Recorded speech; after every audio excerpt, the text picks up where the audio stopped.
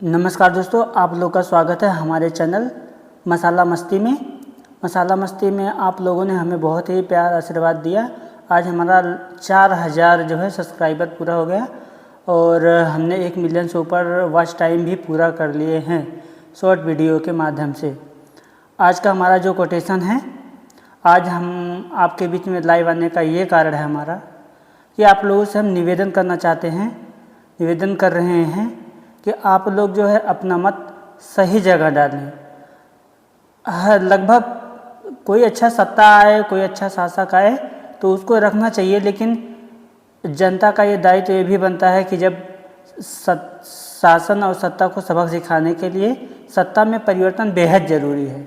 जैसा कि आप देख सकते हैं आज के डेट में बीजेपी का मैं विरोध नहीं कर रहा हूँ, मैं ना मोदी जी का विरोध कर रहा हूँ, ना किसी अन्य पार्टी का विरोध कर रहा हूँ। मैं तो भ्रष्ट नेताओं और भ्रष्ट जो शासन तंत्र है उसके खिलाफ आवाज़ उठा रहा हूँ। आवाज़ उठाना मेरा हक है, मेरा मौलिक अधिकार है और आप लोगों का भी मौलिक अधिकार है कि आप लोग अपने मन से कुछ भी सोचें और वो करें। आज का हमारा कोटेशन ये है कि जीवन में आपको कोई रोकने टोकने वाला अगर ना हो, तो इसका रोकने टोकने वाला अगर कोई हो तो आप उसका एहसान मानो। अगर कोई जीवन में आपको रोक रहा है, टोक रहा है किसी बात के लिए, तो आप उसका एहसान मानिए, क्योंकि जिन बागों में माली नहीं होते हैं वहाँ पे जो है बाग, वो बाग नहीं होता, वो जंगल बन जाता है।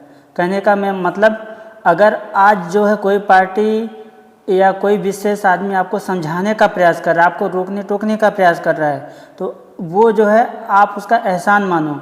आपको वो जो है समझा बुझा इसलिए रहा है कि कोई अपना आदमी तभी आपको समझा रहा है, दूसरे को गैरों को समझाता नहीं है कोई।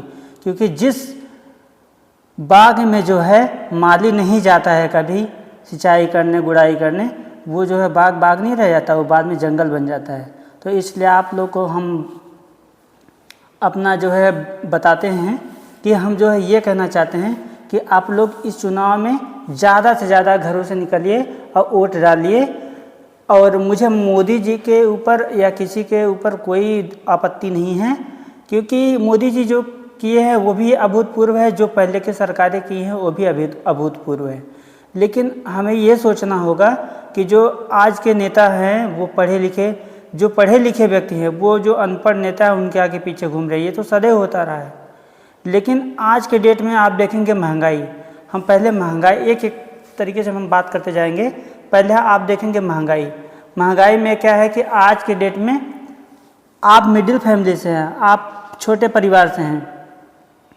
अगर यदि आपके घर का कोई बच्चा जाएगा पढ़ने स्कूल में, आप एडमिशन कराने जा रहे हैं, आप कारपेंटर का काम कर रहे हैं, आप पेंटर का काम कर रहे हैं, मिस्त्री का काम कर रहे हैं, आप हमारी बात ध्यान सुनिएगा, भागिएगा मत।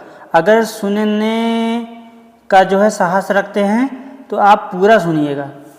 अगर आप बढ़ई का काम करते हैं, आप छोटे मोटे काम करते हैं, आप खेती में किसानी करते हैं, तो आपका बच्चा कैसे पढ़ पाएगा? क्योंकि जो प्राइमरी विद्यालय हैं, पहले वहाँ पे डिप्टी साहब आते थे कि नहीं आते? हम जब पढ़ते थे 1 से 5वीं तक, 6वीं 8वीं में, तब तक तो डिप्टी साहब आते थे, एक ऑफिसर होते थे डिप्टी साहब करके उनको बोलते थे, वो आते थे वहाँ पे चेक करने के लिए कि स्कूल में पढ़ाई कैसी हो रही है। आज डिप्टी साहब प्राइमरी के विद्यालय में या जो उच्च माध्यमिक विद्यालय वहाँ पे दिखाई नहीं देते हैं, कोई चेकिंग करने नहीं आते हैं। उसके बाद हम बात करेंगे अगला, ये भी हम बताएंगे इसमें कि जो है आज आप प्राइवेट स्कूल में जाते हैं एडमिशन करवाने, जब प्राइमरी में आपको बच्चे नहीं पढ़ रहे हैं, आपके बच्चों की पढ़ाई लिखाई नहीं हो पा रही है, तो आप जा रहे हैं प्राइवेट स्कूल में। और प्राइवेट स्कूल में जाते ही वहाँ लूट घसूट मची हुई है। वहाँ पे प्राइवेट स्कूल खोल कौन रहा है? जो बड़े लोग हैं, जो बड़े तबके लोग हैं, जिनके पास पैसा है, वो खोल रहे हैं। तो आप उनके पास जा रहे हैं पढ़ाई करने के लिए, तो आप वहाँ पे जाएंगे, देखेंगे स्कूल वाले आज का ड्रेस भी, बताओ, कपड़ा वो हमको पहनने के लिए सिखाते हैं कि आपको ये कपड़ा पहनना है, ये ड्रेस वो निर्धारित करेंगे। हर साल जो है किताब बदल जाएगा। तो ऐसा होता है कि इस बार जो लड़का, अगर आपका बड़ा भाई है, वो किताब पढ़ लिया है, आप ये सोचो कि अगले वर्ष हमारा जो भाई रहेगा छोटा वाला, वो पढ़ लेगा। तो ऐसा नहीं होता, क्या होता है कि बदल देते हैं। अगर वो इस किताब को बदलते नहीं तो जो आपका छोटा भाई है वो अगले साल उस किताब को पढ़ सकता है, लेकिन ऐसा नहीं करते प्राइवेट के स्कूल वाले। वो क्या करते हैं, हर साल वो किताब बदल देते हैं और हर साल वो ड्रेस को भी कलर चेंज कर देते हैं, ताकि वो चौथी कलर का दूसरे कलर का ड्रेस पहन के आएगा, पांचवी कलर का दूसरे कलर का आएगा, स्पोर्ट का अलग रहेगा ड्रेस, सारी चीज़ें वो अलग अलग। और उसके बाद एडमिशन शुल्क में इतना ज़्यादा वो है कि वो एडमिशन 5,000 10,000 ऐसे करके तो एडमिशन शुल्क ले रहे हैं, हर महीने 2 से 3,000 रुपये ले रहे हैं फीस के तौर पे। अब बताओ, जो मिडिल फैमिली, जो किसान का परिवार है, जो पेंटर, कारपेंटर और इलेक्ट्रीशियन, इनका जो लड़का है, जो गांव में खेती किसानी मजदूरी करता है, जो जिसके पापा, मेरे पिताजी गन्ना ला देते हैं, तब बताओ ट्रकों पे गन्ना चढ़ाते हैं, गांव में मजदूरी करते हैं, तो बताओ हम कैसे पढ़ पाएंगे। यही स्थिति हुई कि आज हम जो है पढ़ने में अपने मन से पढ़ाई करते करते अपने दम से यहाँ तक आए हैं। और पढ़ने में न तो कोई मदद करने वाला नहीं होता गरीब परिवार का। आप लोग इस बात को समझिए, इसलिए आप उसको वोट करिए जो इस पे भ्रष्टाचार पे, इस चीज़ पे रोक लगाए। आप अपने जो आपका मदद करे उसको आप वोट करिए। आप दूसरी बात ये देखिए, आप जैसे कि मोदी जी का एक योजना है, वो जो है पहले तो ऐसा भी होता था कि जो प्राइमरी स्कूल में जब हम पढ़ते थे तो 5वीं तक, तो हर महीने 300 रुपये मिलते थे। और पहले गेहूं और चावल भी मिलता था, लेकिन गेहूं चावल को अब बंद कर दिया गया है। गेहूं चावल अब नहीं मिलता है प्राइमरी स्कूल में, उसके जगह मध्याह्न भोजन योजना स्टार्ट हुआ था। मध्याह्न भोजन योजना के अंतर्गत जो है, जो छोटे बच्चे हैं उनको स्कूल में दोपहर का भोजन कराया जाता है। उसके बाद तो मान लो वो गेहूं चावल की जगह हुआ, लेकिन जो स्कॉलरशिप मिलता था 300 रुपये मिलता था, और जब 6वीं से 8वीं तक के बच्चे को 480 रुपये मिलता था, मुझे मिला था। तो मैं बता रहा हूँ वो योजना क्यों बंद कर दी सरकार। वो जब कांग्रेस की सरकार थी पहले तो वो मिलती थी, अभी जब से मोदी की सरकार आई उसके बाद से वो बंद हो गई योजनाएं। खासकर यूपी में, मैं यूपी से हूँ मैं, तो मैं अपने यहाँ का बता रहा हूँ। उसके बाद आप देखेंगे मोदी जी के सरकार थी तो हम मोदी जी से प्रश्न पूछेंगे। मोदी जी जो इतने सारे स्कूल हैं, और हमारे सेंटर में, हमारे केंद्र में और हमारे राज्य में, दोनों जगह हमारे यहाँ बीजेपी सरकार ही है। योगी जी भी हमारे यहाँ जितने भी प्राइमरी स्कूल हैं, जो टीचर हैं वो आएंगे या नहीं आएंगे, तभी वो अपना अटेंडेंस दूसरे दिन आके चढ़ा देते हैं। और कोई कुछ आवाज़ नहीं, प्रधान भी आवाज़ नहीं उठाने जाता, कोई भी नहीं आवाज़ उठाने जाता, जो जाता है वो कुछ नहीं होता उसका। और बहुत सारी भ्रष्टाचारियाँ वहाँ पे होती हैं।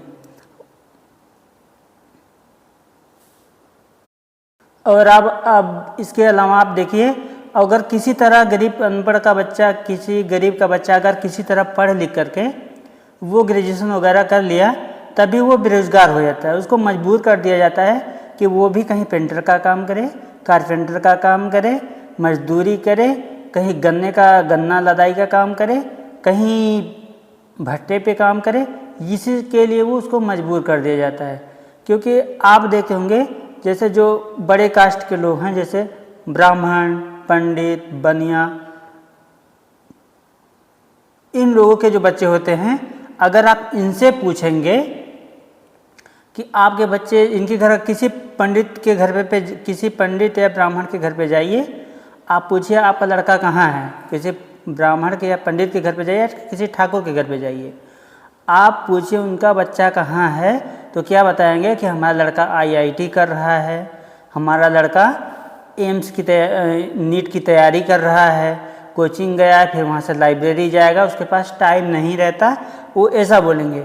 और आप गरीब के वो यहाँ जाएंगे तो उनके यहाँ ये पूछेंगे कि उनका बच्चा कहाँ है, तो उनका ये उत्तर आएगा कि उनका लड़का गया है मंदिर, लड़की गई है मंदिर पूजा चढ़ाने, जल चढ़ाने, अभी आई नहीं, अयोध्या जाना है दर्शन करने, फलाना जगह जाना है दर्शन करने, और नानी के यहाँ गई है घूमने। तो यही सब होता है। तो जो गरीब का बच्चा है वो इसी में उलझा हुआ है कि हमको जो है, और गरीब का बच्चा हर पार्टी के चुनाव में झंडा लेकर के फलाने जी जिंदाबाद, फलाने जी जिंदाबाद, ढिकाने जी जिंदाबाद। और जो अमीर का बच्चा है वो कहीं एम्स में, कहीं जो है IIT कॉलेज में, वो हर जगह वो प्रशिक्षण ले रहा है, वो डॉक्टर इंजीनियर बनने की तैयारी कर रहा है, और जो गरीब बच्चे हैं उनको ये लोग बरगला के रखते हैं ताकि वो गरीब हो जाए और अमीर जो बड़े लोग हैं वो बड़े हो जाएं। उसके बाद अगर किसी तरीके से गरीब का लड़का पढ़ लिख भी लिया तो उसके बाद जब उस पोस्ट पे जाना होता है तो वहाँ पे भी पैसे लगते हैं।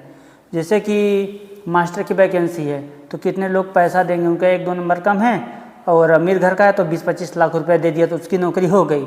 जो गरीब घर का लड़का है वो नहीं दे पाएगा, वो 2-4 लाख भी नहीं दे पाएगा तो उसकी नौकरी नहीं होगी। तो आप इसे भी मुद्दा रखिए अपने दिमाग में, ये नहीं कि बस बीजेपी जिंदाबाद, कांग्रेस जिंदाबाद, किसी पार्टी का झंडा उठा के बस घूमो।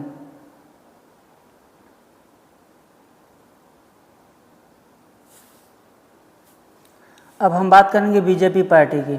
अभी लोकसभा चुनाव में जो है मोदी जी जो है घर घर के घूम रहे थे। अब बोल रहे हैं कि हमारी सरकार इतना अच्छा काम कर रही है, 5 किलो राशन दे रही है। तो मोदी जी ने रैली से बोला 5 किलो राशन दे रही, तो अभी गांव में भी जो बुजुर्ग हैं, माताएं हैं, वो ये बात नहीं समझ पा रही हैं। वो ये बात नहीं समझ पा रही हैं कि 5 किलो राशन पे वो जा रही हैं वोट देने कि मोदी जी क्या करते हैं। 2,500 रुपये देते हैं, 6,000 रुपये साल का देते हैं और 6,000 रुपये साल का देते हैं और 5 किलो राशन हर महीने देते हैं।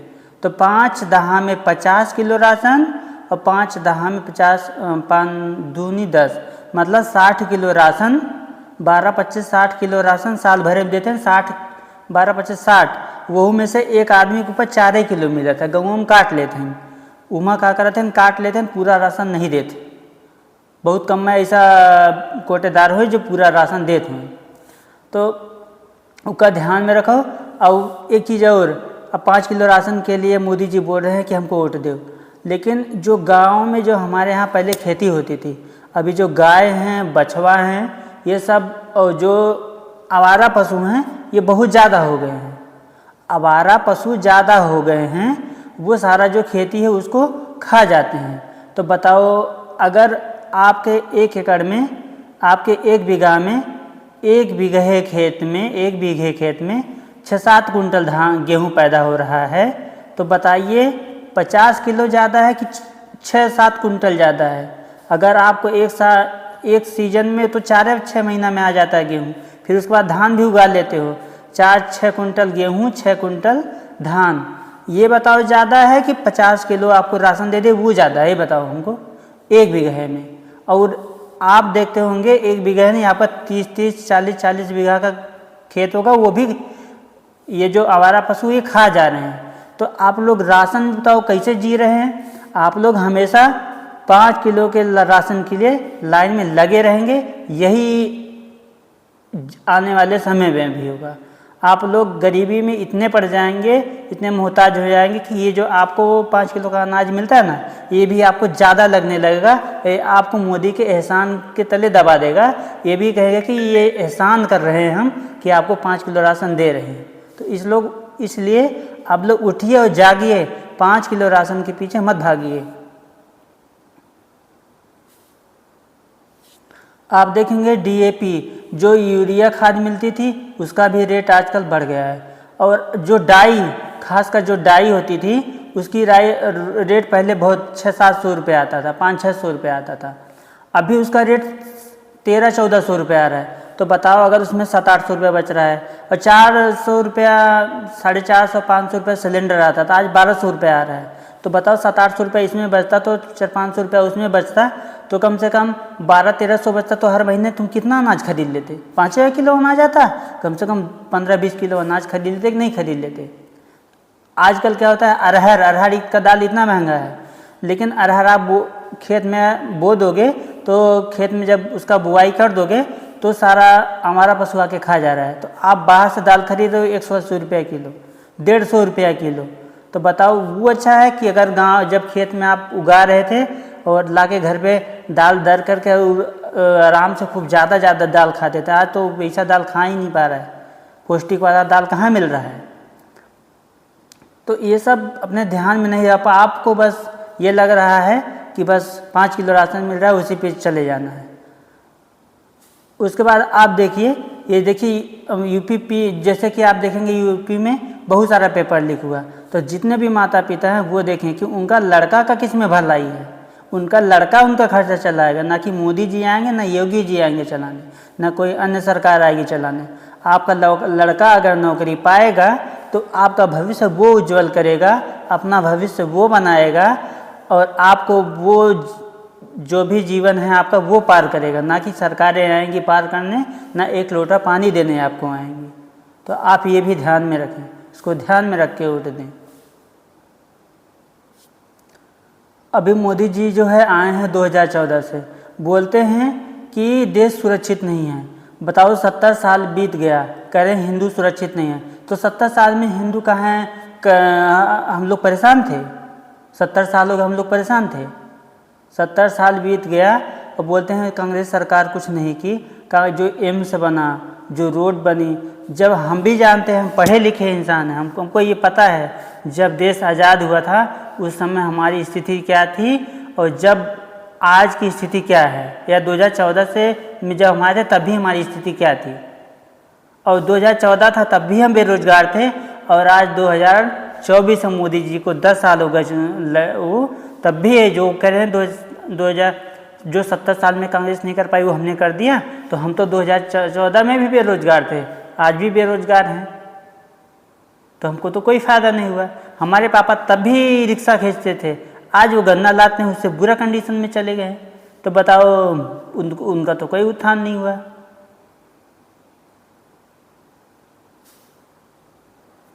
और महिलाओं के सम्मान की बात करती है बीजेपी पार्टी, क्योंकि सत्ता में यही तो सवाल भी इन्हीं से पूछेंगे हम, आंखों में आंखें डाल के हमारा हक है।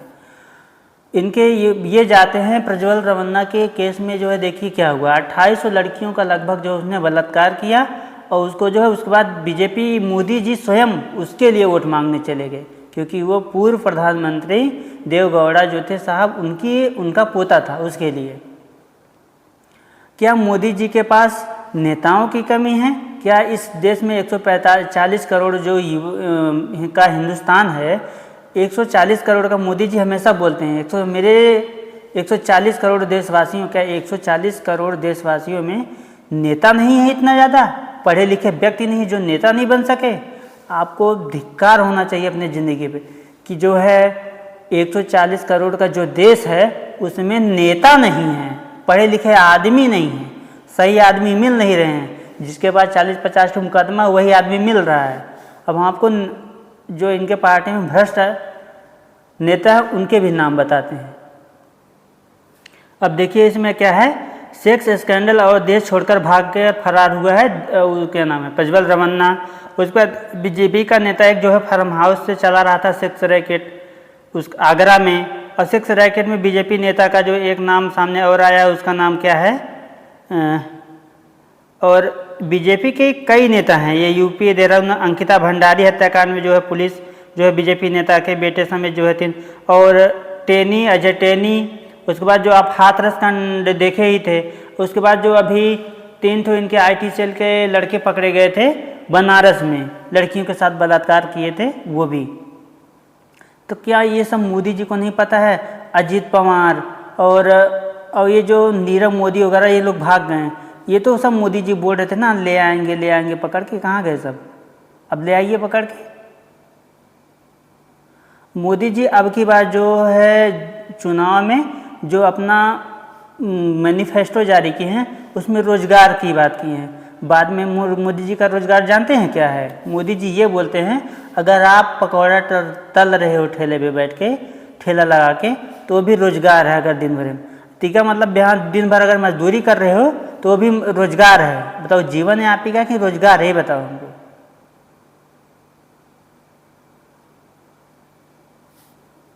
हमको रोजगार दे रहा है, जो बड़े घर का लड़का है सब उनको नौकरी दे रहा है सरकारी। वीडियो लंबा हो जाएगा, आप लोग ज़्यादा से ज़्यादा वीडियो को देखिएगा और शेयर करिएगा। अगर अच्छा लगेगा ज़्यादा शेयर करिएगा। धन्यवाद। जय हिंद।